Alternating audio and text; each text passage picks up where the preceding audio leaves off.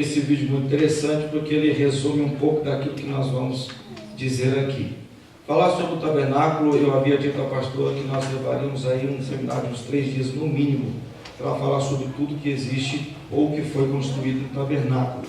Mas hoje, propriamente, nós vamos falar com um pouco de detalhes sobre esses utensílios que faziam parte do tabernáculo. Primeiro, o altar de bronze.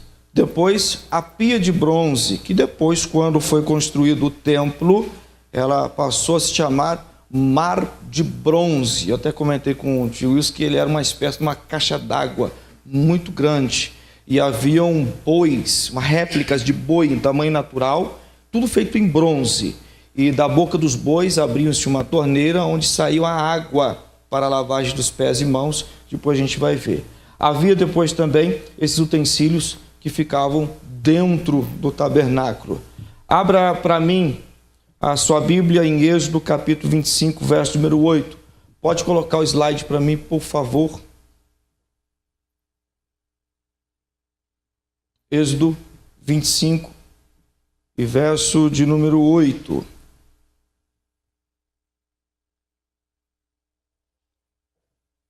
Êxodo 25, verso 8. Diz assim o texto: e farão um santuário para mim, e eu habitarei no meio deles.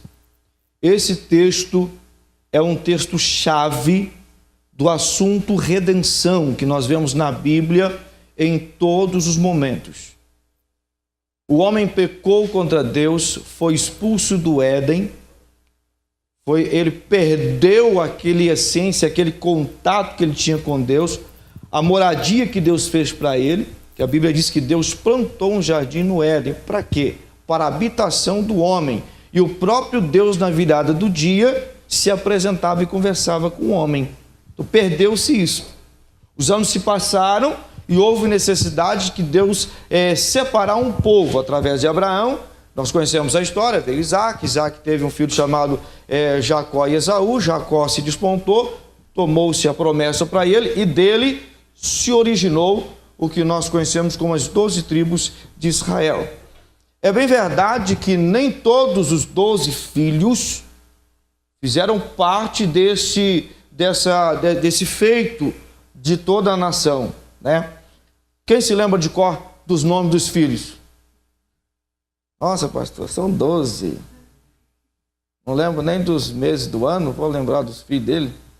Mas ficou composta desses nomes aqui: Ruben, que foi o filho mais velho, Simeão, Judá, Dan, Naftali, Gade, Aser, Isacar, Zebulon. Aí depois teve 2 filhos que não entraram nesse conceito. Primeiro, José. Mas José não libertou todo mundo da fome, aquela coisa toda, poderia ter entrado? Ele não entra.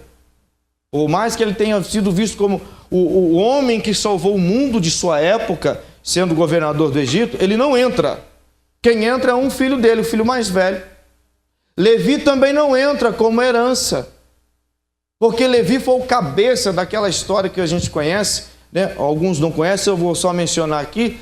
Jacó não teve só os 2 filhos homens, ele teve uma mulher, e essa mulher, ela sofreu um abuso por um príncipe da região onde eles estavam, e o príncipe chegou e falou assim: olha, eu quero consertar o meu erro, eu vou casar com ela. Os irmãos dela tomaram a frente, não deixaram Jacó resolver, e disseram assim: vamos fazer o seguinte, todos nós somos circuncidados, vocês vão circuncidar todo mundo. E eles entraram nesse conceito, circuncidou todo mundo. Quando a Bíblia diz assim, que todos estavam com dores por causa da circuncisão, havia cortado o prepúcio, aquela coisa toda. Então estavam todos ali, naquele momento de dor. Levi se levantou, chamou os irmãos e falou assim: ó, eu tenho um negócio para fazer aqui. Não, fizeram maldade. Então nós vamos vingança. Vamos nos vingar dele. Vai lá e mata todo mundo.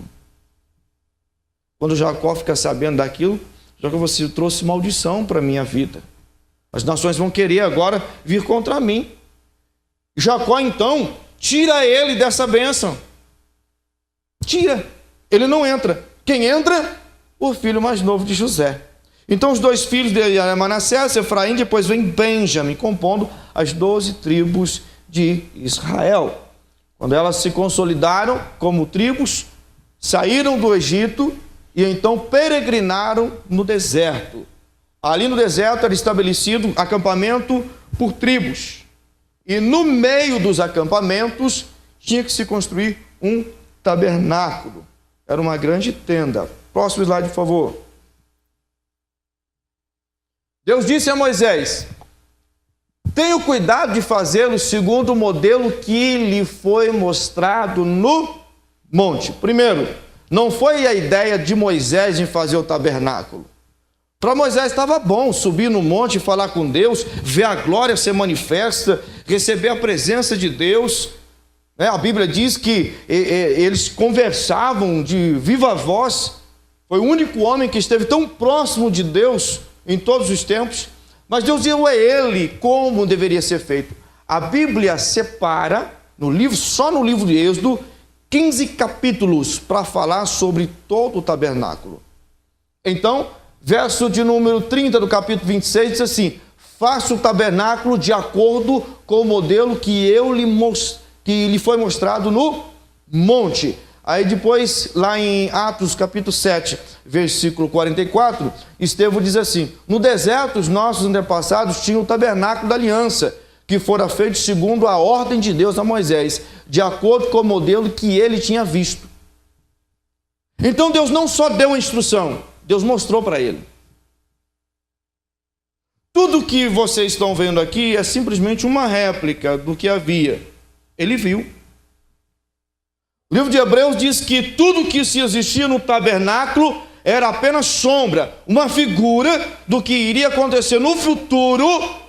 E depois nós vamos mencionar aqui onde estão essas coisas, como eram. João viu tudo isso no céu.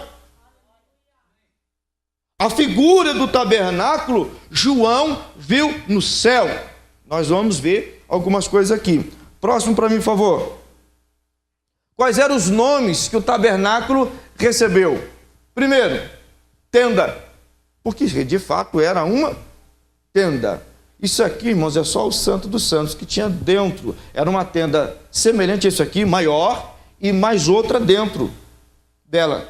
Nós vamos ver quais eram as separações. Recebeu o nome também de santuário. Também recebeu o nome de tabernáculo da congregação. Por quê? Porque as pessoas iam congregar ali para fazer os seus sacrifícios. Recebeu também o nome de tabernáculo do Senhor. Tenda do Senhor. Todos tinham uma tenda. O Senhor tinha uma também. E tabernáculo do testemunho. Depois nós vamos ver por que testemunho. E também a tenda do encontro. A tenda do encontro, para mim, é a melhor. Porque Moisés subia no monte e falava com Deus. Ele tinha um encontro com Deus no monte. Aí Deus precisava de um outro local para se encontrar com ele. No capítulo 40, verso 2, a Bíblia diz que Deus disse a ele assim: você no dia tal do mês tal, você vai armar o tabernáculo, e será a tenda do encontro. e lá eu me encontrarei contigo e falarei contigo. Próximo slide. A palavra tabernáculo, ela vem do latim, né? Tabernáculo, que significa tenda, ou uma cabana, uma barraca, e designa um santuário portátil onde durante o êxodo até os tempos do rei Davi, todos os utensílios eram guardados na tenda, até o período do rei Davi, que ele muda essa concepção, ele traz a arca para a cidade, embora ainda não tenha o templo, mas ele coloca em um outro tipo de tenda. Ele faz um outro tipo de tenda que já não é mais o tabernáculo, e então ele prepara tudo para que pudesse ser feito o tabernáculo. Muito bem, próximo slide. O tabernáculo ele é dividido por partes. Primeiro, átrio ou pátio exterior era a parte de fora. O tabernáculo, propriamente, ele tinha cerca de 45 metros, pouco mais de 45 metros de comprimento e 22 de largura. E dentro dele havia o complexo da tenda, que tinha 13 de comprimento e pouco mais de 4,5 de largura. E do lado de fora, que era o exterior, o lado externo, existem alguns itens, eu não coloquei aqui, mas eu quero mencionar aqui. Que são coisas interessantes que você precisa entender. Você já ouviu Jesus falar, eu sou o pão da vida, eu sou a luz do mundo, eu sou a porta. Todo mundo ouviu, mas não sabe por quê. Todo mundo conecta, por exemplo, a palavra porta, o céu. Porta do céu. Jesus é a porta do céu. Na verdade, Jesus faz menção à entrada do tabernáculo. Porque todo o tabernáculo em si prefigura Jesus. Prefigura Jesus. Existia uma única entrada, por onde se saía também. Para entrar no lado externo. Para entrar na tenda também tinha uma única porta. Em cima da porta, nós não colocamos aqui, porque esse representa o Santo dos Santos, né? Mas lá, para entrar no local santo, que era a segunda entrada, tinha a letra Dalit do hebraico. Dalit no hebraico significa porta. Jesus disse, eu sou o Dalit. Eu sou a porta. Porque para o homem ter contato com Deus, ele tinha que pedir perdão dos pecados através do sacrifício. Ele tinha que entrar pela porta. Se não entrasse pela porta, Deus não estaria com ele. Ele não seria próspero. Para trazer o dízimo e oferta no tabernáculo, ele tinha que entrar pela porta.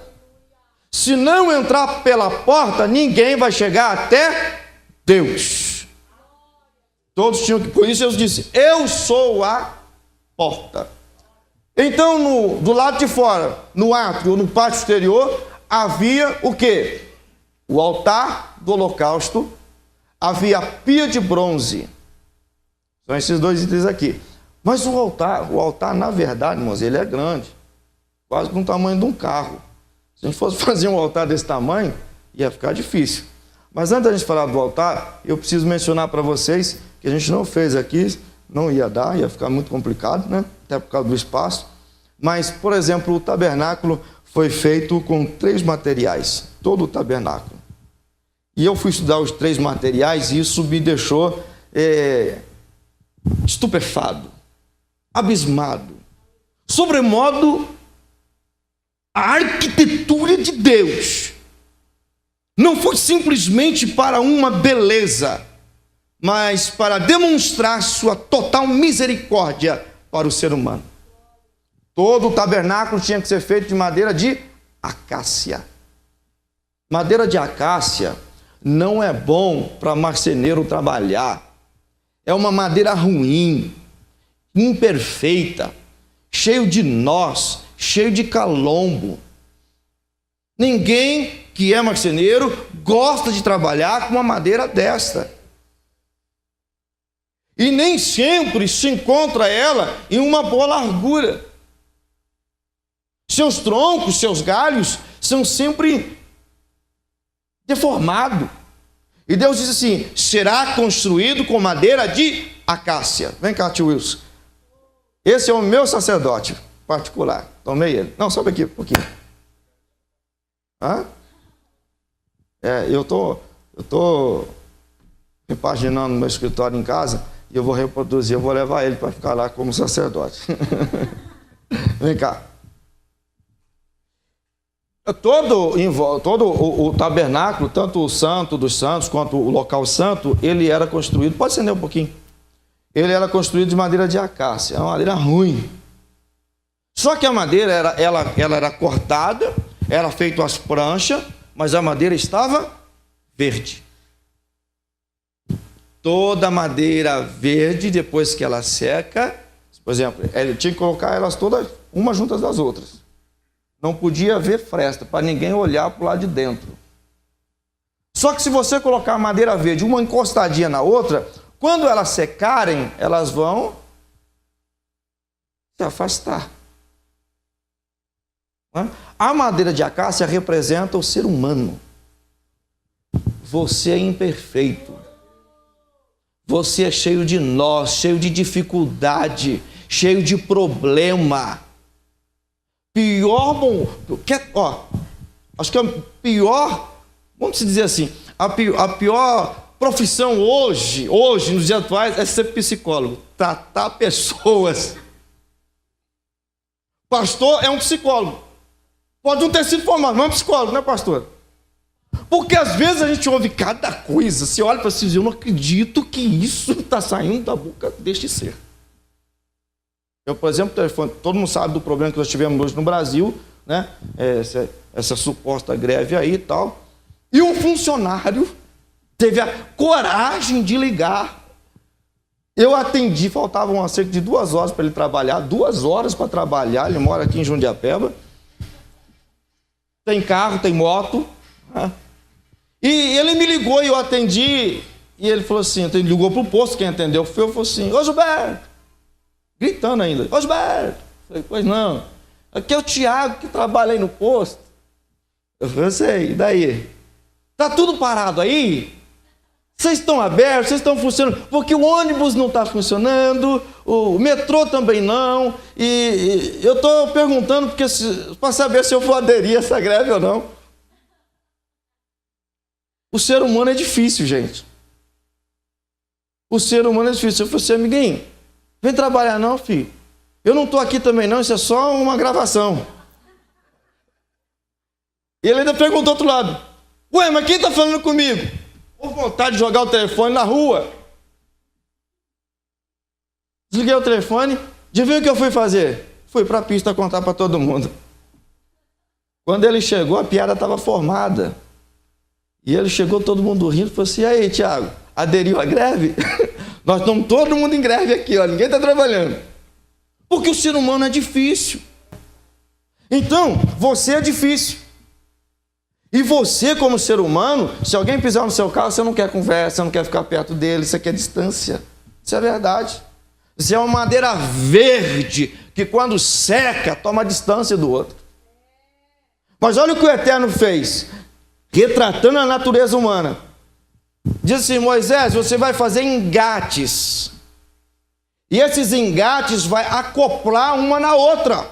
Mesmo que ela seque, estarão sempre unidas. Aqui, ó. Coladas. Olha o que Deus estava querendo dizer para o homem. Ó. Sabe por que você tem que andar colado com o próximo? Porque você também cai. A Bíblia diz melhor serem 2 do que 1. Diz assim, olha, um ao outro ajudou e ao seu companheiro disse, esforça-te. Se você cair e não tiver ninguém do seu lado, você não levanta. Porque Jesus distribuiu os apóstolos para pregarem de 2 em 2? 2 em 2. Madeira de acácia. O homem. Aí depois veio as bases. O material não podia tocar no chão. Tinha que ter uma base. Porque se você montar o caixote, não precisa de base. O caixote não cai. Os caixotes não tem base. Ele não cai. O caixote não cai. E o tabernáculo era um caixote. Tinha que ter uma base. Também de madeira de acácia, revestida de prata. A prata simboliza a redenção. Sem a redenção, o homem não chega até Deus. E a redenção, quem é? Jesus. A prata é a redenção. Muito bem. Todo o material já preparado tinha que ser revestido em ouro. Tinha que ser revestido em ouro. Por quê? Porque uma vez que você passa pelo sacrifício da cruz, que é Jesus, tem a redenção, que é Jesus. Você que é madeira de acácia, ninguém mais vai olhar para você como mal, como madeira de acácia. Vai enxergar a glória de Deus. O salmista disse assim: que o Senhor faça resplandecer em mim o seu rosto, para que todas as nações conheçam que o Senhor é Deus. Tem que olhar para o tio Wilson aqui e não ver o tio Wilson, ver Deus. Ver a glória, o poder de Deus. É isso que significa. Vai lá para o altar. Vamos lá para o altar. Muito bem. No átrio, no caso, a parte de fora, tinha o altar de bronze e a pia de bronze.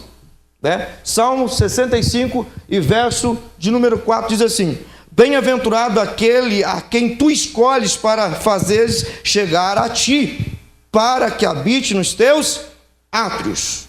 E nós seremos fartos da sua bondade, da bondade da tua casa, no teu santo templo. Olha só.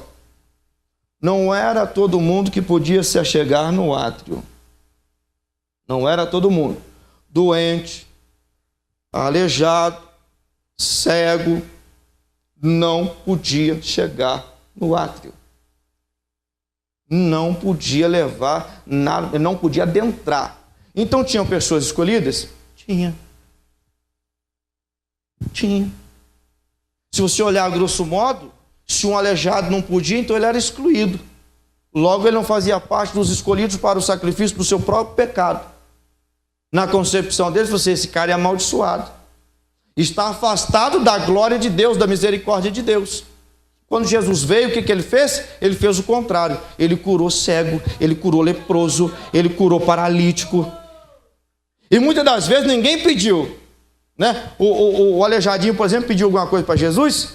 Não. O aleijadinho nem sabia o que estava acontecendo, ele estava lá, expectativa. E se alguém tem que me empurrar. Ô, empurra eu. Não, eu estou esperando também.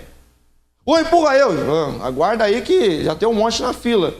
Porque disse que quando o anjo descia, agitava as águas, o primeiro agito, quem caísse lá no tanque era curado. Jesus chega do lado dele e falou assim: ô, você quer ficar curado? Eu tenho, mano, quero, mãe. Todo mundo que está aqui quer, não tem ninguém que me jogue na água.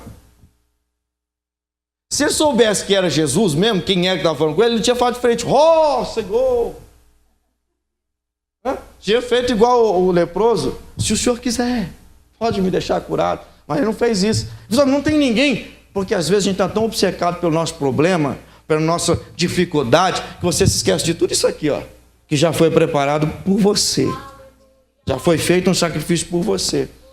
Não é? Então Jesus veio mudar essa concepção, dar a todos total liberdade para entrar nesse átrio. Salmo 92, verso 3 diz assim: os que estão plantados na casa do Senhor florescerão nos átrios. Aonde? Aqui do lado de fora, sem entrar, ainda não entrou. Do lado de fora, florescerão. O que é florescer? Ser próspero, ser bem, família abençoada. É isso que significa. Próximo slide.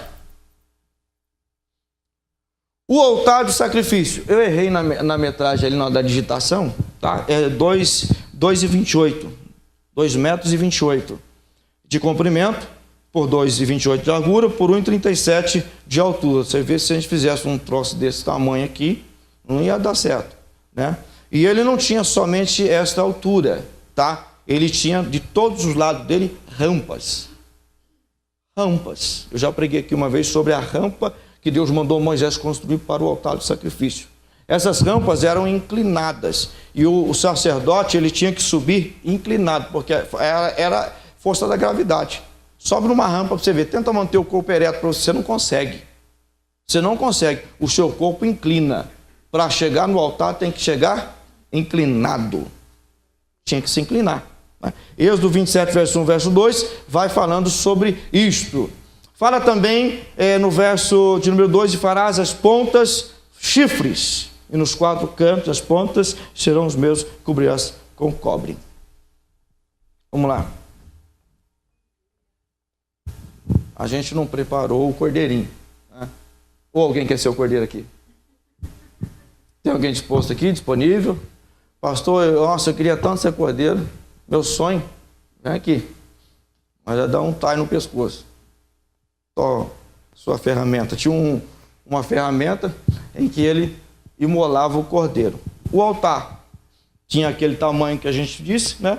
Haviam chifres nas 4 pontas. O mesmo acontecia com aquele outro altar que nós vamos falar. 4. Alguém sabe por que tinha 4 chifres?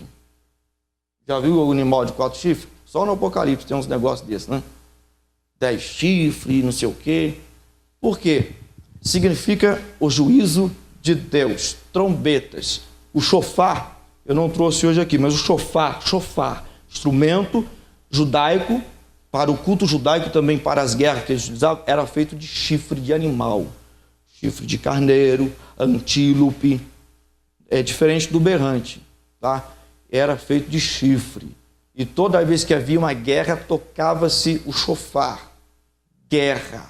Toda vez que iam cultuar a Deus, shofar. Quando João vê no Apocalipse as trombetas tocando, não são trombetas daquele de instrumento de metal, eram chifres de animais que ele viu os anjos tocar, as trombetas. Pois bem, se você ler o Apocalipse, as 4 primeiras trombetas referem-se ao juízo de Deus sobre a terra. Os 4 chifres são o juízo de Deus sobre a terra. Isso é representativa. O sacerdote, não era o sumo sacerdote quem fazia, era o sacerdote quem fazia o sacrifício do cordeiro. A gente vai simular aqui um cordeirinho sendo imolado. Não tem um cordeirinho, mas faz de conta que tem um cordeirinho na mão dele aqui. Então, 2 sacerdotes, um segurava o cordeiro, né? Só que eu, por exemplo, eu sou o cara que trouxe o sacrifício. Ah, eu pequei.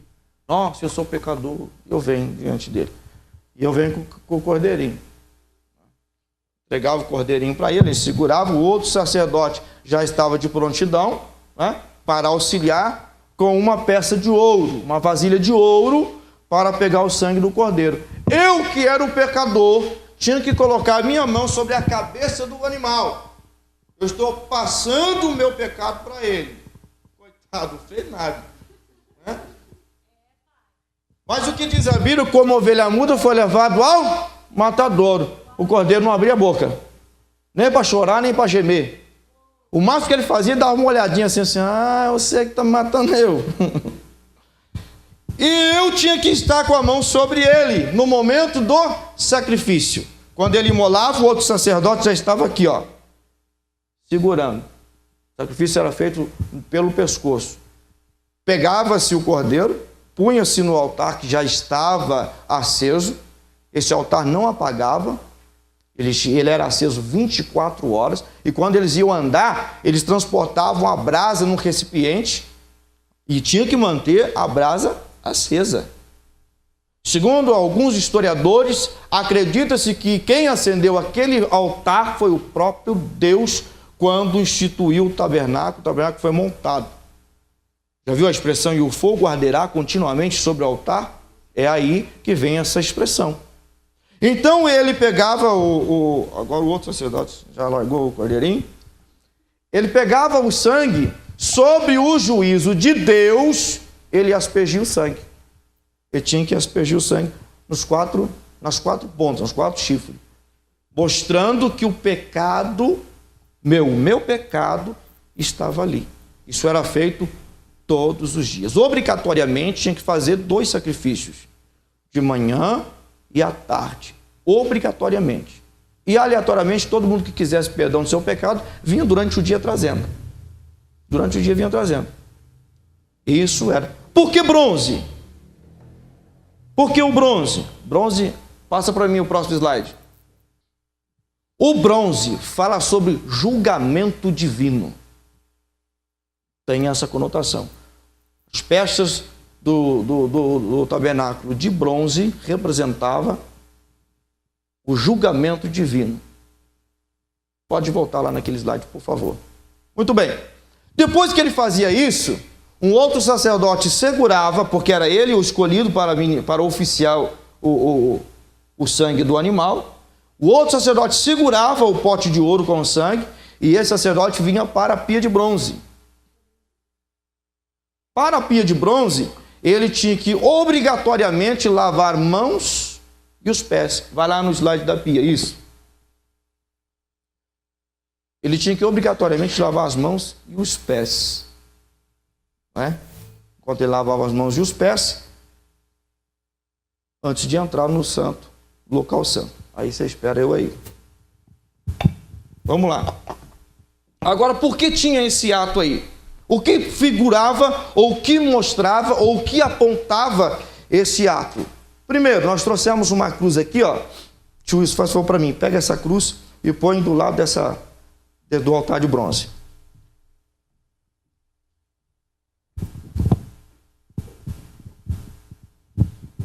Quando Deus falou sobre este ato, ele estava mencionando a cruz. O altar de bronze era a cruz. O altar onde o Cordeiro, Jesus, seria sacrificado. Cruz. Então todo esse simbolismo, matar o Cordeiro e fazer o sacrifício para a remissão do pecado, estava sobre a cruz, estava apontando a cruz. No Apocalipse vocês vão ver João mencionar que ele viu o Cordeiro imolado lá na glória. Ele fala sobre o Cordeiro, por várias vezes ele fala sobre o Cordeiro imolado, fala o Cordeiro no trono, fala quem é digno de abrir os 7 selos, e aí uma voz fala assim, aí fala o Cordeiro de Deus que venceu o mundo, aquela coisa toda. Está falando sobre cruz. O juízo de Deus estava sobre a cruz. Quem tinha que morrer no altar ou na cruz? Eu e você. Eu e você. E Deus muda então esta situação e joga em cima de alguém. Vocês vão ver depois quando a gente falar sobre o propiciatório. Alguém sabe o que é propiciatório? Tem muita gente, durante muitos anos, eu propiciatório. E depois a gente vai ver o que é propiciatório. Pois bem, o obreiro ou o homem chamado, escolhido, o sacerdote escolhido para fazer isso, naquele sacrifício, ele tinha que depois entrar no local santo. O local santo agora era o local onde tinha uma tenda semelhante a essa daqui por lá de fora, que tinha esses utensílios aqui. Sobe aqui para mim, tio Wilson. Ele pegava esse mesmo sangue e trazia para dentro. Aqui dentro ele aspergia também o sangue. O sangue era aspergido neste altar, que é o altar do incenso. Ele pega o sangue aí. E tinha que, para dentro, note bem, para dentro, o único material inferior ao ouro era a prata das colunas. O único, não podia entrar o bronze, não podia entrar a prata ou qualquer outro utensílio, não podia. Tudo tinha que ser em ouro. Tudo feito em ouro. E ele aspergia então nas 4 pontas e voltava para lá de fora. Voltava para lá de fora. Outro sacerdote, ou o sumo sacerdote, esse podia fazer também, ele então vinha oficiando sobre os outros utensílios. Mas antes dos outros utensílios, eu separei uns versos aqui para vocês. João 13:10. Vê aí para mim no slide onde é que está João 13:10. É depois desse daí. Falando sobre a pia. Porque o processo da pia, lavar-se, ele não podia entrar sujo. Nem o pó, que é a areia que estava no deserto, podia entrar dentro do tabernáculo. As mãos dele não podiam estar sujas de sangue, tinha que estar limpo. E se ele manchasse a roupa, que tinha que ser branca, a roupa tinha que ser branca e uma faixa vermelha. A mitra, a gente não fez a mitra, mas tinha que ter uma mitra. Era um tipo de turbante com 2 faixas azuis aqui em cima, que representava a glória de Deus ou os céus sobre a cabeça dele. Daí saiu porque os judeus usam kippá, aquela meia cuia na cabeça, que representa, até aqui vai eu, daqui para lá é Deus. Né? Muito bem, por que ele tinha que lavar-se? Porque ele não podia levar o que representava sujeira e pecado. Olha o que diz a Bíblia aqui, João 13:10. Quem já se banhou não necessita lavar os pés. Não necessita de lavar senão os pés. A pastora me fez pagar aqui um mico no culto de domingo. e lavou os meus pés. Não sei se foi mico para ela, se foi mico para mim, mas foi um micaço. E nós lavamos os pés aqui. Foi nessa cena que Jesus disse isso. Porque Pedro disse, não, Senhor, então lava-me completamente. Lava a cabeça, lava... Não. Olha o que diz aqui. João 15, verso 3. Vós já estáis limpos pela palavra que vos tenho falado. Então hoje o que é que lava você para entrar na presença de Deus? Vamos falar mais uma vez? O que lava você para entrar na presença de Deus? Então se você não lê a palavra, você não pode entrar na presença de Deus. Se não ouve a palavra, não pode entrar na presença de Deus. A palavra te liberta. A Bíblia diz que a fé vem pelo ouvir. Ouvir o quê? Se eu não ouço, se eu não leio, Jesus disse assim, e o Espírito do Senhor, falando para os discípulos, e o Espírito do Senhor, o Espírito Santo, vos fará lembrar de toda a palavra que eu vos tenho. Aí o camarada quer ser pregador, não quer estudar. Ele quer ser missionário, não quer ler a Bíblia, não quer fazer um seminário, porque ele diz que ele está cheio da unção de Deus. Porque a Bíblia diz que Deus colocará na minha boca o que eu vou falar. Seu lesado, você não leu a Bíblia, e ele vos fará lembrar. Como é que você vai lembrar do que não leu, do que não ouviu? Você precisa ler, precisa ouvir, precisa vir no culto, precisa receber instrução. Por que a gente dá instrução de batismo toda vez que tem batismo? Ah, vai ter batismo, quem quiser batizar, mergulha aí. Não, precisa primeiro entender o que ele está fazendo. Senão é simplesmente um mergulho na água. Mergulho na água. De nada tem serventia. Eu preciso entender o que é. Por que Jesus batizou? Por que não se batiza criança? Por que Jesus teve que ser batizado? Quantos anos ele tinha para ser batizado? Por que João Batista batizava as pessoas? Quem ordenou João Batista? Nós vamos aprender tudo isso. Não é simplesmente passar pela água lá e... O último batismo que nós fizemos foi a mãe da nossa querida irmã Andréia. Né? Tadinha, ela estava com... Eu acho que ela estava com medo, não era da água. Era de nós dois que estava ali. Eu e a pastora Aurilene. Ela olhou para nós e falou assim, esses dois não vão me segurar. Ela falou assim, se eu sentar, ninguém me levanta. Nós batizamos ela ali. E onde é que foi? O que precisou? Primeiro, explicar, ensinar. E depois ela teve que aceitar. E depois nós fomos oficiar, nós fomos ministrar. Estava aí o pastor Heleno e o bispo Júlio, e nós fizemos o batismo dela ali. Então a água também representa, aqui, a água da pia, representa o batismo de Jesus nas águas, que culminou no selo da nossa fé. Se eu batizar, pastor, você é salvo? Se você continuar pecando, não. Mas se eu não batizar, pastor, também não vai ser salvo, porque a Bíblia diz que aquele que crê e for batizado será salvo. Pastor, então você me confundiu a cabeça. Eu estou dando um nó agora, igual um nó da madeira de acácia. Eu estou igual a acácia. Deixa eu te falar o porquê. Eu vou dizer uma coisa para você. Para você, quem é corintiano aqui? Nossa vida. Quem é São Paulino aqui? Teve uns times daí que não levantou a mão, não. Mas, por exemplo, quem gosta de torcida, tem o quê? Tem um pré-requisito para ter uma torcida, né, fazer parte de uma torcida organizada, não tem um pré-requisito? Tem. Tem saudações. Qual é que é a saudação dos Gaviões da Fiel? Quem sabe aí? Os corintianos aí estão fracos, hein? Mas eles têm todo um ritual.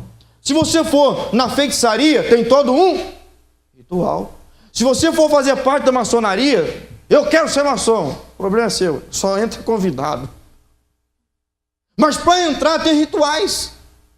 E a maçonaria, ela aceita evangélico, pastor, macumbeiro, seja lá o que for. Aceita todo mundo. Tem umas categorias que eu não posso nem mencionar aqui, que senão é homofóbico. Né? Mas não é. Tem seus pré-requisitos, mas tem tudo um ritual. Conversei com um maçom, ele é advogado da nossa empresa, e ele conversando com eu vou fazer 1 milhão de perguntas para você. Ele falou, pode fazer. O que eu não responder, você me entenda. Eu falei, tudo bem. E ele me respondeu uma par de perguntas que eu tinha muitas dúvidas.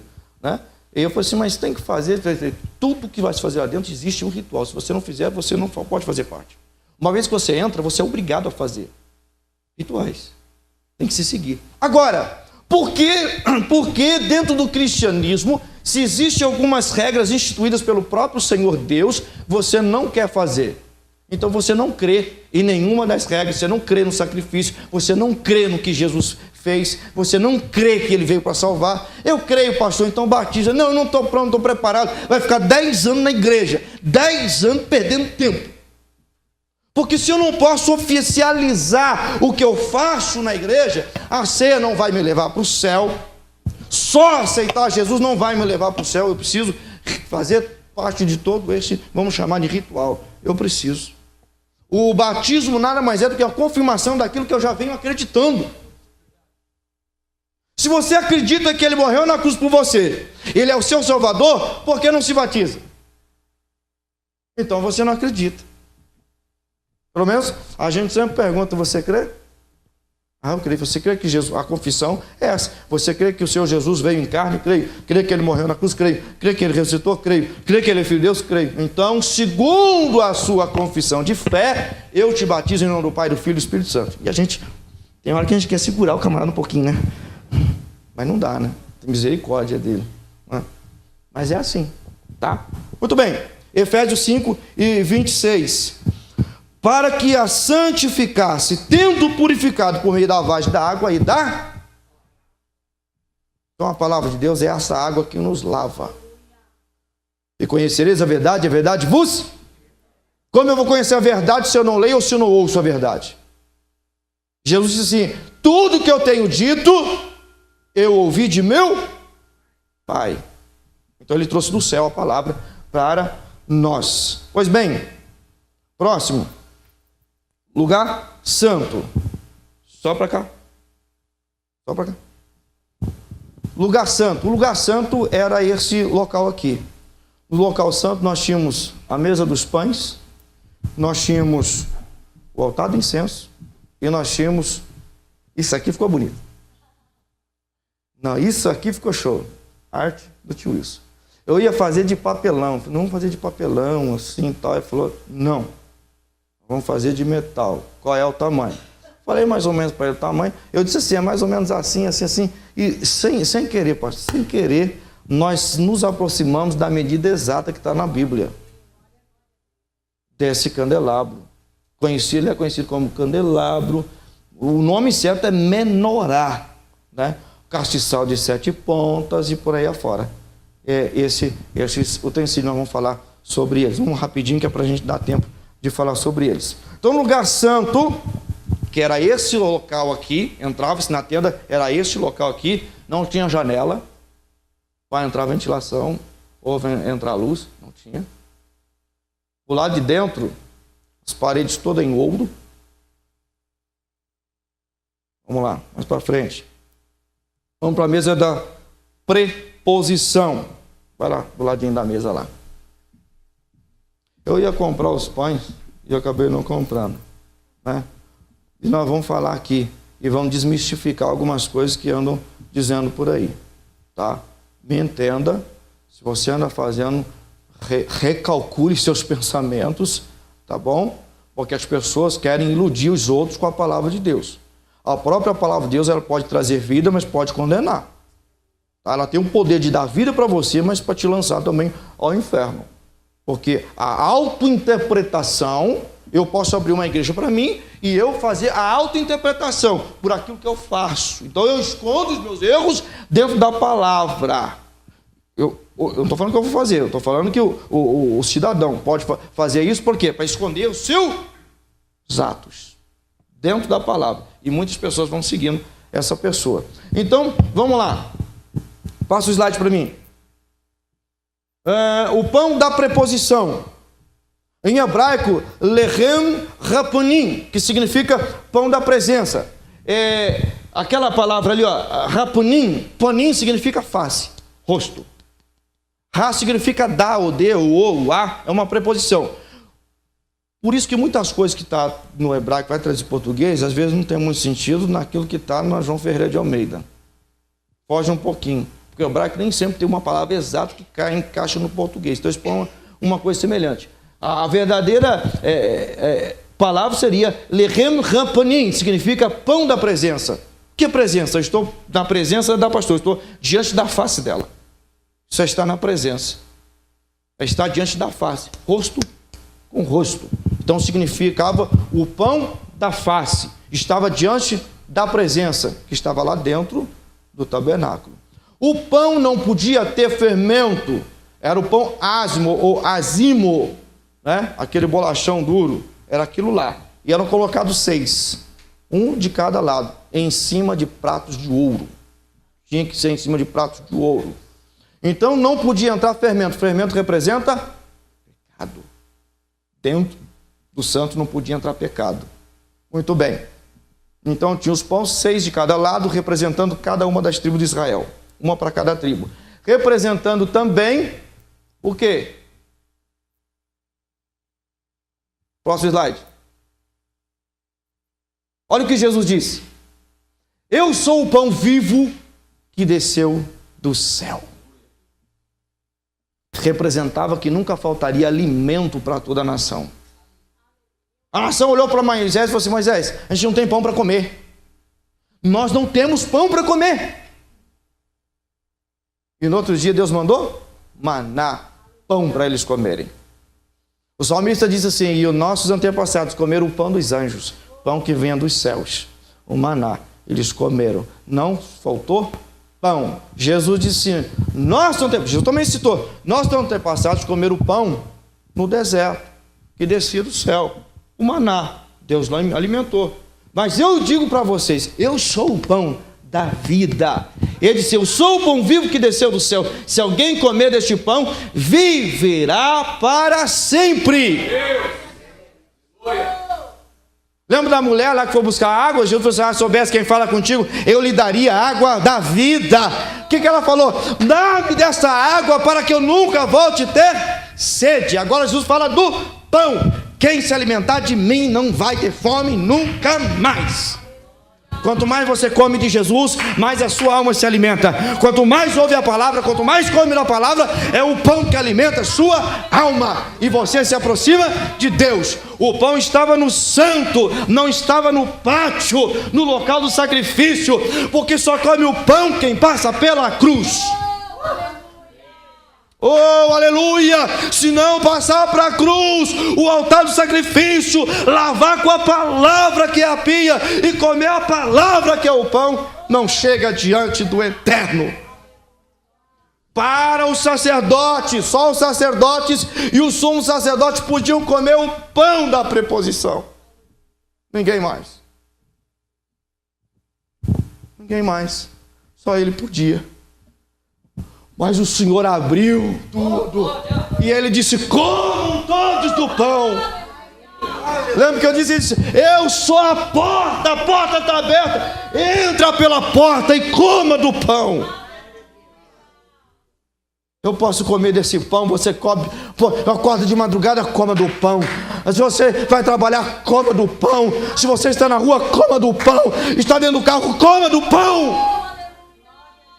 Há pão para todos, não falta pão para ninguém. Jesus chegou e disse para os discípulos assim: existem muitas pessoas aqui, está tarde, então dê pão para eles. Jesus está doido, está maluco? Não tem dinheiro para comprar pão e outro está tudo fechado. O Extra está fechado, o Mactube está fechado, está tudo fechado. Nem a Tita, que costuma ficar até mais tarde, está aberto. Jesus está maluco? O que vão fazer? Jesus olha para ele e diz: dai vocês mesmos de comer. E fica aquele alvoroço entre os 12 discípulos. Jesus malucou agora ele bateu com a cabeça. Eu acredito que Tomé falou assim: eu estou falando para vocês já tem tempo.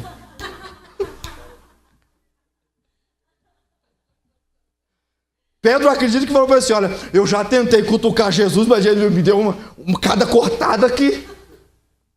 Vamos esperar para ver a cena agora, né? De repente, André chega com o garotinho. O que o garotinho tinha na mão? 5 pães e lancheirinha. Quem teve lancheirinha aqui na infância? Todo mundo. O pastor Gilberto teve uma, ó, chique, azul. Eu lembro, minha mãe. Te amo, mãe. Mas ela me deu uma lancheirinha azul do Bozo. Era o Bozo e o Juquinha. Numa motoquinha. Era uma lambreta, acho que é aquilo. Tem coisa que traumatiza a gente pro resto da vida. Eu me lembro daquele garoto vergonhado, parado na porta da escola, segurando aquela caixa quadrada do Bozo azul. E a criançada passava, olhava. Eu queria acreditar que era inveja da minha lancheira. Não posso acreditar que era o contrário. Mas eles quebravam o pescoço olhando assim. Mas era a minha lancheira. Carreguei aquilo durante um ano. Dentro da lancheira o que tinha? Pão de forma. E um copinho de suco. Hã? A lancheira não era legal não, mas dentro quando a gente abria, enchia a barriguinha. O pão estava lá dentro. Estava lá o que comer. E vem um garotinho com uma lancheirinha. A lancheirinha dele. Veio com a lancheirinha. Quando ele chega com a lancheirinha, o André fala assim, você. Ah, é você. Jesus está de brincadeira? Então nós vamos brincar com ele também, vem cá. Jesus, mestre, nós achamos o que tem. Como se Jesus tivesse que ficar espantado. O que Jesus fez? Sim, manda todo mundo sentar de tanto em tanto. Pega aí os cestos, são 12 cestos, por favor. Aí vieram com 12 cestos. Qualquer dia eu vou ministrar só sobre essa multiplicação, de entenderem como é que foi feita essa multiplicação. E Jesus pegou um pedaço de pão e falou assim, toma, André. André pegou o pão, o que eu faço com isso? Jesus, põe dentro do cesto. E ele pôs dentro do cesto. Toma, Pedro. Tomé. E lá vem Tomé. Toma, Tomé. E Tomé põe o pão dentro do cesto. 12 candangos com 12 cestos com metade do pão. Jesus pega um pão, levanta, que era assim que ele fazia, e dava a bênção, que era o agradecimento, graças pelo pão. E a oração judaica era esta: Senhor, dou-te graça pelo pão. Os antepassados comeram o pão do céu, e agora comemos o fruto da terra, o pão que o Senhor nos deu. Jesus olha para Tomé e assim, distribui você primeiro.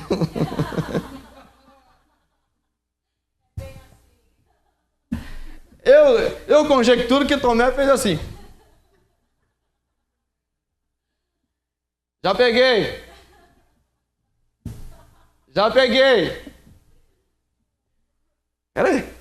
Era um pedaço, 2 pegaram. Quando ele olharam para o cesto, estava cheio.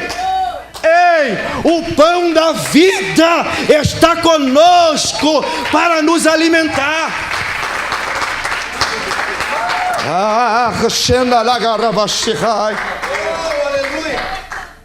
E quanto mais eles comiam, mais sobrava. Jesus disse, todos comeram. Jesus, todos comeram. Então recolhe o que sobrou, 12 cestos cheios de pães. Você precisa entender, para chegar na presença dele, coma do pão. Muito bem. Dentro tinha que ter uma taça de ouro. Tinha que ter também um pote de ouro. E ele estava cheio do quê? E pastor, agora se eu falar o que tinha lá, vão me chamar de herege. Vinho. Pastor, você está maluco? Está doido? Não. Deixa eu explicar uma coisinha para você não sair daqui falando heresia, que o pastor falou heresia, que o pastor está ensinando você a encher a cara e você beber. Havia o vinho. Na Bíblia existe uma única palavra para designar vinho. Só que dependendo da frase, por isso que eu estou dizendo para vocês, quando vai traduzir o hebraico para o português, nem sempre se acha a palavra correta. Jesus era um nazireu. Nazireu, quem é nazireu? Cabelo comprido. Ele era separado por ofício. O sacerdote, o sumo sacerdote eram todos nazireus. Todos tinham que ter cabelo comprido. Todos eles não podiam beber bebida forte. bebida alcoolizada, não podia beber bebida fermentada, que causa o teor alcoólico da bebida. Não podia beber bebidas destiladas, que também causa teor alcoólico na bebida. Porque o álcool traz insanidade. Ser insano denota endemoniado. Ser endemoniado é ser falta do nosso próprio juízo. O psique foi tomado por uma ação demoníaca. Jesus disse: não chame ninguém de louco. Louco, doido, varrido, significa chamar ele de endemoniado, sem noção do seu psique. Então, quando eu estou chamando alguém de louco, eu estou falando que ele está alcoolizado, não está coordenando o seu psique, ou ele está endemoniado. É essa a conotação. Mas e o vinho que estava lá? O que nós conhecemos hoje como suco da uva. Sem fermentação. O suco da uva. Abre o suco da uva e deixa ele aberto durante 3 dias fora da geladeira. Ele vai formar um bolorzinho em cima. Aquilo chama-se fermentação. Eles usavam aquele bolor para colocar no pão, para fazer o fermento, para fazer bolo e pão, para fazer crescer. Se você deixar esse suco de uva, ele fermentar e você cheirar ele já dá um teor alcoólico. E se você beber uma garrafa dele com aquele bolorzinho, não vai fazer mal para você não. Você vai ficar alegre. Vai contar piada. Dentro do santo não podia entrar nada fermentado. Não podia entrar nada alcoolizado. Mas Jesus bebeu vinho. Na ceia, Jesus ofereceu vinho. Ei. Na Santa Ceia do Senhor, tinha que ter o pão sem fermento e o suco da uva sem fermentação. Não podia ter fermento dentro da casa. De espécie alguma, nem na bebida e nem no pão. E aí? Está vendo como é que eu posso interpretar a Bíblia do jeito que eu quero? Não, porque Jesus bebeu vinho. O sacerdote bebia vinho no local santo, diante do santo dos santos. Gente, se você não lê Bíblia, você não aprende.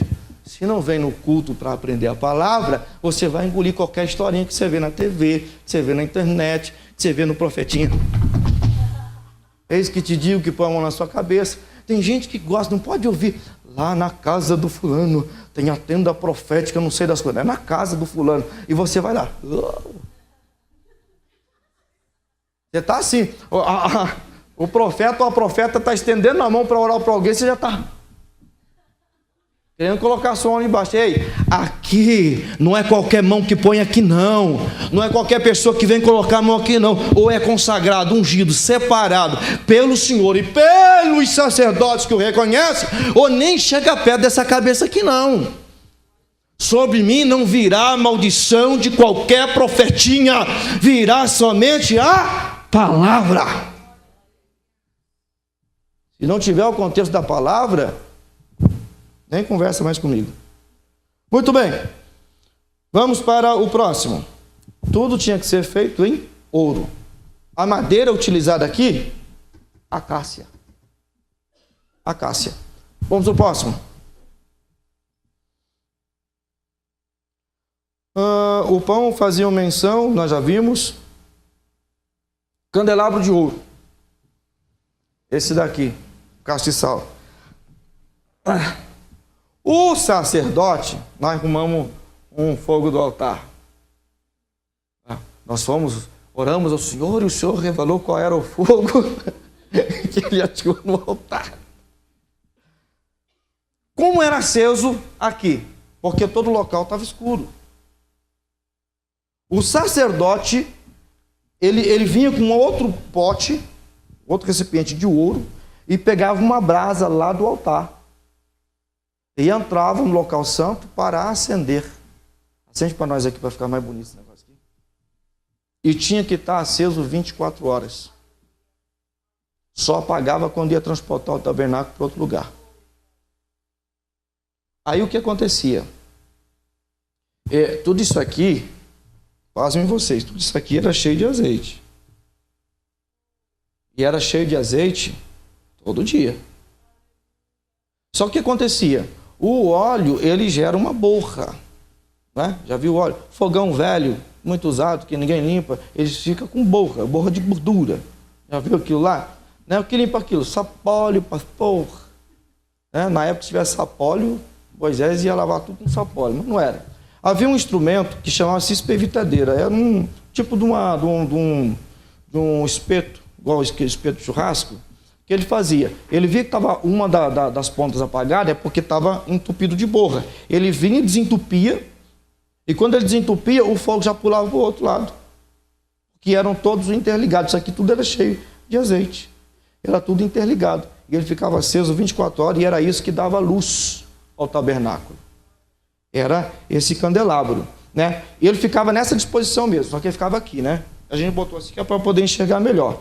Ele ficava o altar aqui do lado direito e do lado esquerdo, para quem entrava, ficava a menorá, que é o castiçal, né? Ele tinha cerca de 1,10 m de comprimento por 65 de largura. Quase que nós acertamos o coisa aqui. Agora vem o coisa mais curioso que eu deixei aqui para vocês verem. Alguns sábios judeus da Idade Média afirmam que a menorá representa a árvore da vida. Em estudos deles, eles diziam que representava a árvore da vida que estava no Éden. Adão comeu o fruto proibido, Deus tirou ele lá para não comer da árvore da vida. Então ele acredita que representa a árvore da vida, que as suas 7 hastes, as 7 pontas, representam as 7 palavras que compõem o primeiro versículo do livro de Gênesis. Por exemplo, Gênesis no hebraico é Bereshit. Bereshit. Só para você entender como é que o hebraico é uma coisa ligada na outra. Lembra que eu falei aqui? Nós lemos aqui: fará para mim uma tenda para que eu habite neles. Para habitar precisa de uma moradia. Moradia é uma casa. No hebraico, casa é Beit. Bereshit é tirado a palavra início, começo, é tirado da palavra casa em hebraico. Beit. No início, a casa. O começo, casa. O começo, moradia, onde Deus estava. Então, quando você lê no Gênesis, no princípio, você pode entender isso. Quando a casa, quando dentro da casa, quando envolvia a casa, Deus, né? Muito bem. Mas em Zacarias, capítulo de número 4, verso de 1 ao verso de número 10, o profeta, ele diz assim: os olhos do Senhor, que percorrem toda a terra. Ele dá uma outra visão para menorá. Os olhos do Senhor, que percorrem toda a terra. Vamos lá. No Apocalipse, capítulo de número 5, verso 6. Então, João dizendo: então vi no meio do trono e dos 4 seres viventes, e entre os anciãos, de pé, um cordeiro como tendo sido morto. Ele tinha 7 chifres, como bem 7 olhos, que são 7 Espíritos de Deus. João viu o quê? João viu uma menorá lá no céu. Só que como o ser humano não conseguiria fazer um objeto que conotasse aquele ser de 7 olhos, então Deus deu a ele a visão de uma menorá. Isso representa aquele ser de 7 olhos. Pastor, que 7 espíritos? Não é só um espírito de Deus? Que confusão doida é essa? Vamos lá. Isaías capítulo 11, verso 1 e 2, ele diz assim: do trono de Jessé sairá um rebento. O que é rebento? Eu mostrei num estudo aqui o que é o rebento. A oliveira está morta, o galho está morto, o tronco está morto, morreu a oliveira. Eles não cortam. Por isso que em Israel existem as oliveiras milenares, faz mil anos que estão lá. Por quê? Porque morre o tronco, mas de dentro do tronco nasce o rebento, nasce outra oliveira. Então é uma árvore dentro da outra. Se você for em Jerusalém, aquela árvore milenar, na verdade aquela árvore cheia de galho que você está vendo, já é uma árvore nova, já nasceu e morreu árvores ali, durante muitos e muitos anos. Então de sairá o rebento, e das suas raízes, raízes, a árvore da vida, raízes, ramificações, um renovo, possuirá repousará sobre ele o Espírito do Senhor. Aí ele dá aqui, caramba, puxa, passei aqui. Ele dá aqui os 7 Espíritos. O Espírito do Senhor, o Espírito de sabedoria, o Espírito de entendimento, o Espírito de conselho, o Espírito de fortaleza, o Espírito de conhecimento e o Espírito de temor ao Senhor. São esses Espíritos, não é que era um Espírito que saiu vagando, não. Era uma maneira de conotar toda essa cronologia não, todos esses itens ou qualidades que viriam sobre ele. Conhecimento, sabedoria, força, tudo que vinha da parte de Deus sobre ele. Isso representava, então, os 7 Espíritos, ou 7 pontas. Vamos lá, mais para frente, o próximo slide. A menorá fazia também menção do Senhor. Olha quantas vezes Jesus fez menção disso aqui, você não sabia que ele estava falando disso aqui. Olha o que ele diz aqui. Porque em ti, no Salmo 36, verso 9, porque em ti está o manancial da vida, na tua luz veremos a luz. Porque quem entrava no santo, se não tivesse acesso, estava escuro, não chegava nada. Na tua luz vemos a luz, que seria o santo dos santos. Verso 36 do capítulo 12 de João. E quanto tendes luz, crede na luz, para que sejais filhos da luz. Estas coisas disse Jesus, e retirando-se, escondeu-se deles. Jesus está falando, quando vocês me têm, vocês estão tendo a luz. É isso que ele queria dizer. Eu sou a luz. Vamos lá para frente, Efésios 5:8. Porque no outro tempo erais trevas, mas agora sois luz do Senhor. Andai como filhos da luz. Isaías 9:2, depois Mateus 4:16, ele menciona: o povo que andava em trevas viu uma grande luz. Quem? Jesus. Vamos para frente. João 3:19. E a condenação é esta, que a luz veio ao mundo, e os homens amaram mais as trevas do que a luz, porque as suas obras eram más. João 8:12. Falou-lhes Jesus outra vez, dizendo: eu sou a luz do mundo, quem me segue não andará em trevas, mas terá a luz da vida. Jesus estava dizendo: eu sou o candelabro, eu sou a menorá, eu sou o castiçal de 7 pontas, eu sou a luz. Estava mencionando este objeto do local santo. Vamos lá para frente. Altar do incenso. O altar do incenso, ele tem uma infinidade de compreensão e coisas que eu não vou falar aqui, que toma muito tempo. Por exemplo, cada especiaria que é colocada para fazer aqui, cada especiaria colocada aqui para se fazer a queima do incenso, aquela fumaça cheirosa, todos eles têm um significado. Só vou falar de um. E pasmem vocês, você pode nunca ter ouvido falar que ia. Além das especiarias que iam aqui, que são as ervas aromáticas e tal, que ia aqui, ia também um pouco de sal. Jesus disse: vós sois o sal? Para que serve o sal? Pastor, para levantar a pressão, não é para matar o cara da pressão. Pastor, o que eu vou... O sal para temperar. Temperar. Equilíbrio. Guarde isso. Temperança. Equilíbrio.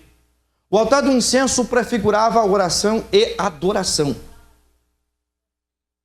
Toda oração e adoração tem que ter equilíbrio. Eu não posso ser tamanho por ser um fanático. Fanático não entra nos céus, porque ele faz por fanatismo e não por compreensão. O fanático diz que foi tomado pelo Espírito de Deus e ele não sabia que estava pulando, que não estava não sei o quê, deu murro na cara do outro, deu tapa no outro. Isso é fanatismo. Vê anjo para tudo que é lado. Já conhece? Conhece alguém assim? A pastora conhece. Desculpa, gente, pelo tempo, mas eu já vou correr aqui, tá? Mas a pastora, memorável pastora Aurilene, até o nome dela é memorável, Aurilene, né? Aí ela foi no velório. Não, ela teve lá, não, vou falar, falou aqui, registrei. O Wilson me contou uma história que você não vai falar. Você não vai falar. Não, rapidinho. Aí o que acontece? O fanático segurou na mão dela lá. Vem cá. Estavam descendo o caixão. Desculpa, Adriano, né? Estava descendo o caixão. A fanática. Moleque!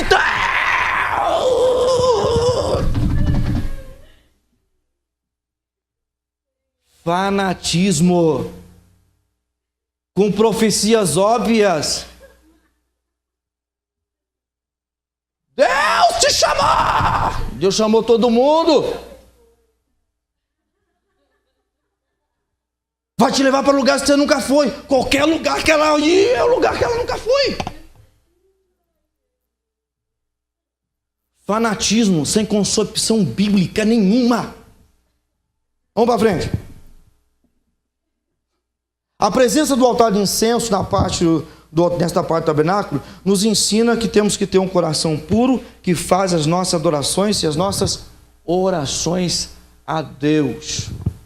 João no Apocalipse viu 24 anciãos que se prostravam diante do trono e eles davam a ele honra, glória, adoração. Depositavam aos pés do Cordeiro as suas coroas, dizendo que a ele todo o poder e toda a glória. A Bíblia diz que a oração dos santos sobe diante de Deus como incenso. Agrada a Deus. Se você passa pela cruz, se lava na palavra, come da palavra e está na luz, pode orar que a sua oração vai ser ouvida.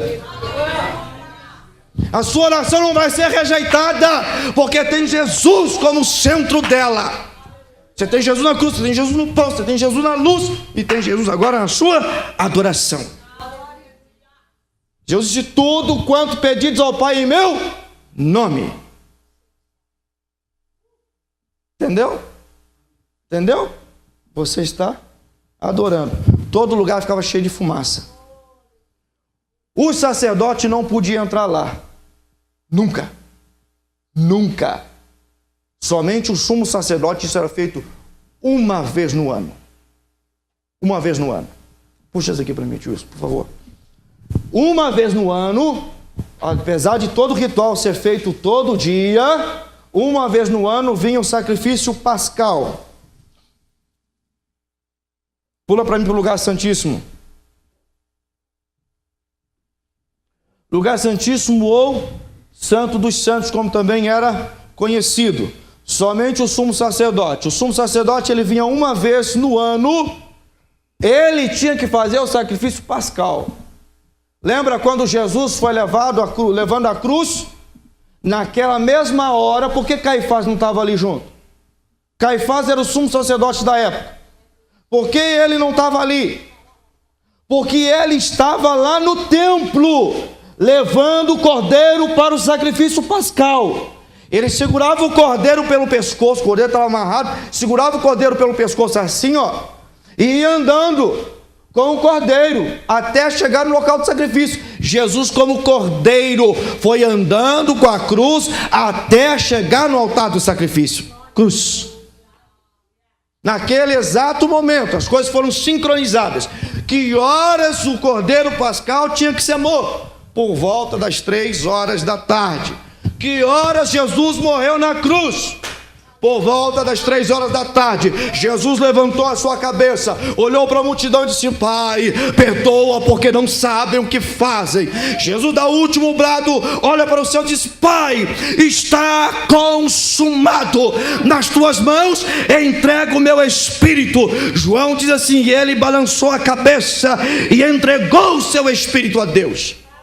Morreu. Naquele exato momento, o sumo sacerdote estava imolando o cordeiro. Tá. Naquele mesmo momento, tira para mim as colunas aqui. Essas colunas tinha na frente eram 4 colunas na frente do Santo dos Santos. O mesmo ocorria no local santo, na entrada, eram 5 colunas e seguravam a tenda, no caso a cortina. E só podia entrar aqui dentro o sumo sacerdote. Só ele. Mas ele tinha que fazer todo o processo que era feito ali. Aspergir, lavar, aspergir, vir aqui. Todo esse processo ele tinha que fazer só ele, sozinho, sem ajuda de ninguém. Só ele. E então ele entrava aqui. Depois de ter adorado no altar de incenso, ele vinha com o mesmo sangue dali da propiciação, do sacrifício, ele vinha. Entrava e aspergia. Vamos abrir isso aqui? Vai cair isso aqui não, né? Tá bem feito, né? O arquiteto tio Wilson fez bem feitinho. Né? O que tinha lá dentro? A arca da aliança, chamada também a arca do testemunho. E ele tinha que pegar o sangue do cordeiro, lá o cordeiro pascal. Ele entrava aqui e ele aspergia o sangue na tampa. Essa tampa aqui conhecida como propiciatório. Quem sabe o que é propiciatório? É o lavatório, pastor? Não. Propiciatório, aquele que propicia. Propiciatório, transferir a ira para alguém. A ira de Deus pelo pecado do homem foi transferida para o cordeiro pascal, o sangue do cordeiro. Está aqui, aspergia. Quando Jesus ressuscita, o que é que ele diz para aquela mulher que cai aos pés dele, vai querer tocar? Não me toque, porque ainda não fui glorificado. Ele diz, eu ainda não subi ao Pai, eu ainda não mostrei o sangue, eu ainda não aspergi no altar dele o sangue. Só o sumo sacerdote podia entrar. Jesus é o sumo sacerdote que retirou os nossos pecados. Ele tinha que ser cordeiro, ele foi cordeiro. Ele tinha que ser rei, ele foi rei. Ele tinha que ser sacerdote, ele foi sacerdote. Mas ele tinha também que ser sumo sacerdote. Ele tomou o lugar do sumo sacerdote e ele entrou no Santo dos Santos. Não há mais nada que te leve ao inferno. O sangue do cordeiro te leva para os céus.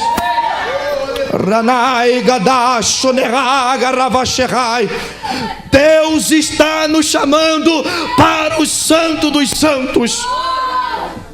Aleluia. A autora aos Hebreus escreveu assim: não há um altar como o seu coração, que nenhum sacerdote humano pode pôr a mão, a não ser o sumo sacerdote Jesus de Nazaré. Só Ele asperge o sangue dele sobre a sua vida e os pecados são perdoados. Eu preciso entender que o sangue do Cordeiro nos purifica de todo o pecado. Aleluia. Diz a história que quando Martinho Lutero fez toda a reforma e ele estava ali pregando e sendo perseguido pela igreja, Satanás se apresenta a ele numa das madrugadas e mostra todos os erros e pecados e diz: você não pode pregar o que você está pregando, olha quanto pecado você tem. E ele olhou aquela lista e disse: Satanás, você se escreveu do último item, qual é? Escreve no final: o sangue de Jesus, seu filho amado, me purifica de todo o pecado. Aleluia. Você pecou, chegue no altar do sacrifício e haverá perdão. Pastor, eu errei esta manhã. Chegue no altar do sacrifício, ofereça a sua oração e será aceito.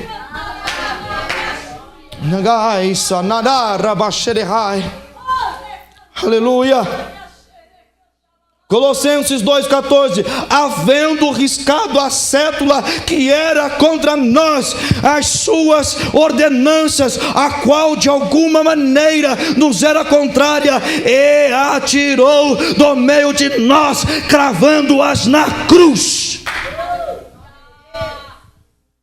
Aquela nota que escreveram sobre o seu respeito: condenado, condenada, não cresce, vai morrer, acabou. Acabou. Você pode entrar no Santo dos Santos. Você pode entrar lá nos santos. Isaías 53, verso 4 diz assim: verdadeiramente Ele tomou sobre si as nossas enfermidades e as nossas dores levou sobre si, e nós o reputávamos por aflito, ferido de Deus, oprimido. No dia da expiação era o dia da aflição. Todo mundo tinha que se afligir, tinha que sentir o peso do seu pecado, eles tinham que sentir a dor, eles tinham que sentir tudo aquilo que fizeram durante um ano todo. Jesus sentiu isso num único dia por toda a humanidade. Não tinha pecado, mas se fez pecado. Não era maldito, mas se fez maldição. Morrer na cruz era um amaldiçoado. Lembra da madeira de acácia? Já estou encerrando. Lembra da madeira de acácia? Que é você, cheio de calombo, cheio de imperfeição, cheio de nós. O Espírito Santo vem em você e vai cortando todos nós. Vai deixando uma tábua lisinha. O tabernáculo revestido de ouro. Pastora, do que era feito esta arca? Do que era feito esta madeira de acácia? O que representa essa arca? Não vou nem falar todo sua representatividade. Além de trono, além de moradia, além de poder, além de glória, graça e muito mais coisa, representava o próprio Senhor Jesus Cristo. Olha o que a Bíblia diz: e Ele se fez carne, habitou no meio de nós, como madeira de acácia, que sou eu e você, teve carne como nós, propenso aos mesmos erros, mas Ele, sendo Filho de Deus, não usurpou ser igual a Deus, mas se humilhou, e humilhou em morte de cruz. Madeira de acácia, revestida em ouro,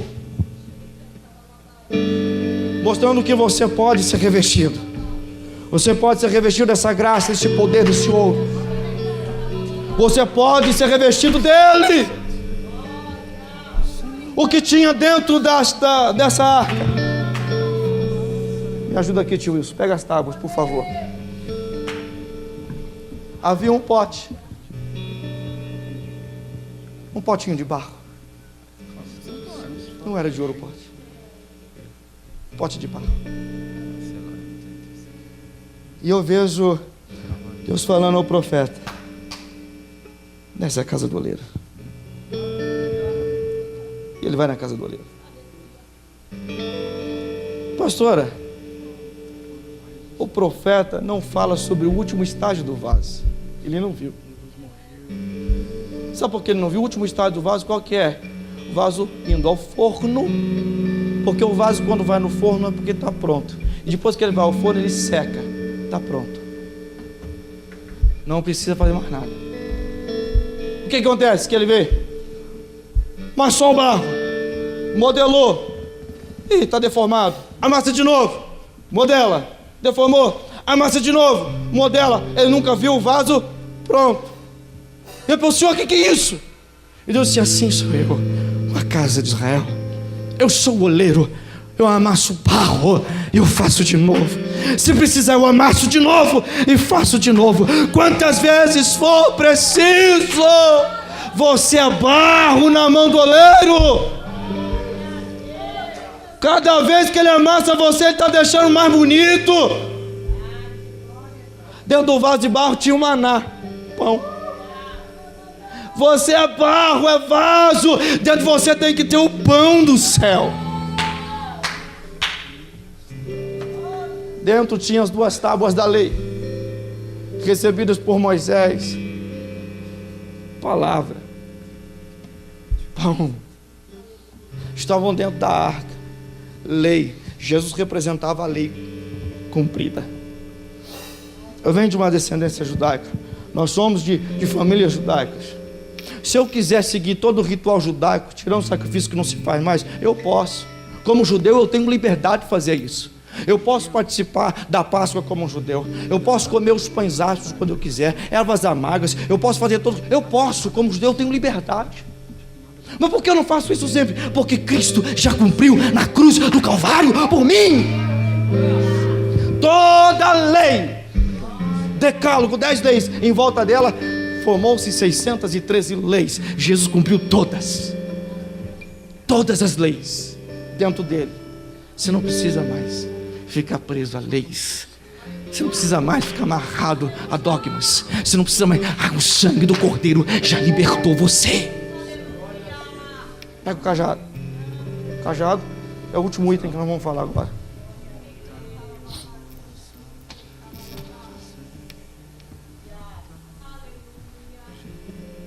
Alguns homens da tribo de Israel chamou Moisés e falou assim: você acha que só o seu irmão, porque é seu irmão, pode ficar aí?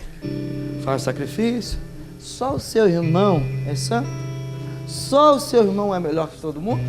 Só o seu irmão que pode? Nós também queremos. Moisés foi consultar o Senhor. O Senhor disse: pega uma vara de cada um deles, um cajado, e coloque, e acontecerá que o cajado que florescer, cajado era um tronco morto, seco. Arão já estava há anos, pastora, oficiando, e tinha um cajado dele. O cajado seguia o ancião por todo o seu resto de vida, seco. E quando foram ver, o cajado todo mundo estava seco, de Arão também estava, mas era uma vara de amendoeira, e a amendoeira floriu. A amendoeira, pastor, só dá flor quando está pronto para arrebentar os seus frutos. Peraí, de quem que é esse aqui? É de Arão. Sobre Arão está o sacerdócio. Jesus morreu. A vara de Arão representava Jesus, uma vara morta. A Bíblia diz que ao terceiro dia ele ressuscitaria. Dentro do sepulcro, dentro da morte, houve vida. A vara floresceu. Você pode ficar em pé? Se porventura entrou morte, se porventura entrou morte na sua casa, na sua vida, Ele ressuscitou para nos dar vida e vida eterna.